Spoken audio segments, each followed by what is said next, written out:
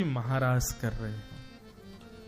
जैसे ही ठाकुर जी ने महाराज की योजना बनाई, इतने में ही महाकाल उज्जैन में बैठे हुए महाकालेश्वर भगवान विचलित हो गए।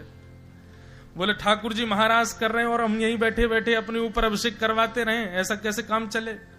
सोई महादेव दौड़े सीधे वृंदावन की ओर। जैसे ही वृंदावन में प्रवेश करने लगे, गोपियों ने मार्ग रोक दिया। बोले कहां घुसे जा रहे हैं भगवान? बोले रास बिहार हो रहा है, रास करने जा रहे हैं ठाकुर जी के साथ। बोले भीतर रास बिहार में एक ही पुरुष अलाव है, श्री कृष्ण, उसके अलावा सब गोपी हैं यहाँ पर। आपको भीतर जाना है तो आपको भी गोपी रूप धारण करना पड़ेगा। महादेव ने तुरंत अपना कमंडल आगे करके भिक्षा याचना करते हुए अन्नपूर्णा मैया को प्रकट किया। अन्नपूर्णा मैया अन्न सामग्री लेके प्रकट हुई। महादेव बोले अन्न नहीं, आज तो आप अपना श्रृंगार दे दो हमको। और मां अन्नपूर्णा ने अपना श्रृंगार महादेव को प्रदान कर दिया।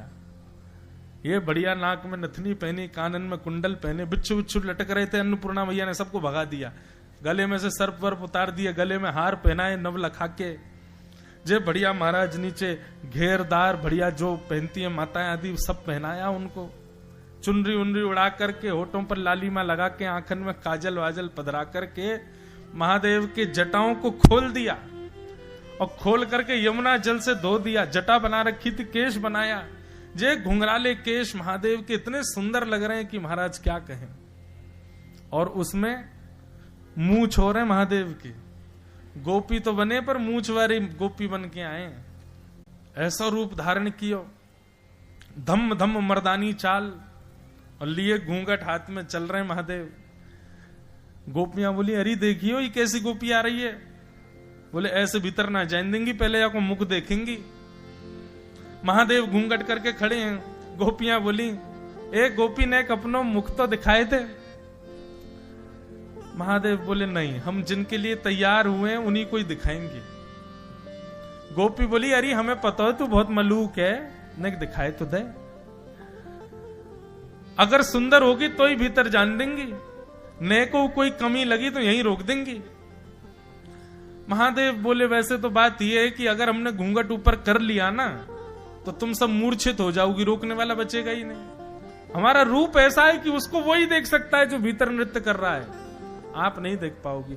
गोपियां बोली नहीं, मुख तो दिखाना पड़ेगा। जैसे ही महादेव ने नेक घूंघट ऊपर किया, महाराज ये सुंदर महादेव के घुंघराले केश, कटाक्ष नेत्र, तीसरों नेत्र फड़फड़ा रहा है महाराज। जैसे ही श्याम सुंदर आए तुरंत नेत्र खोल के दर्शन कर लें। मूछन में इत्र लगा है, होठन में लालिमा लगी है। ये बढ़िया सुंदर सुंदर कड़ूला पहने, नीचे पाजे करधनी डाले महादेव गोपी बन के खड़े। ऐसा रूप कभी किसी ने ना सोचा था ना देखा था। गोपियां वहीं मूर्छित हो गई। महादेव बोले हम पहले ही मना कर रहे थे, रोकने लायक बचोगी नहीं, लेकिन मानी नहीं। महादेव जैसे ही आए, भीतर नृत्य कर रहे श्याम सुंदर ने महादेव को देखा, दौड़ करके गए, लेकर के आए और महादेव के साथ नृत्य करने लगे।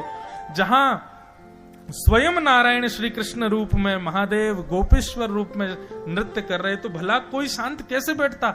सूर्य ने भी आज नृत्य करना प्रारंभ किया। महाराज शरद पूर्णिमा रात्रि थी, लेकिन सूर्य भी प्रकट हो गया, वो भी नृत्य कर रहे हैं। चंद्रमा भी नृत्य कर रहे हैं, तारे भी नृत्य कर रहे हैं, गंधर्व भी नृत्य कर रहे हैं, आकाश भी नृत्य कर रहे हैं, पृथ्वी भी नृत्य कर रही है, 14 भुवन नृत्य कर रहे हैं, नदियां भी रूप धारण करके आई, सब नृत्य कर रहे हैं। क्यों?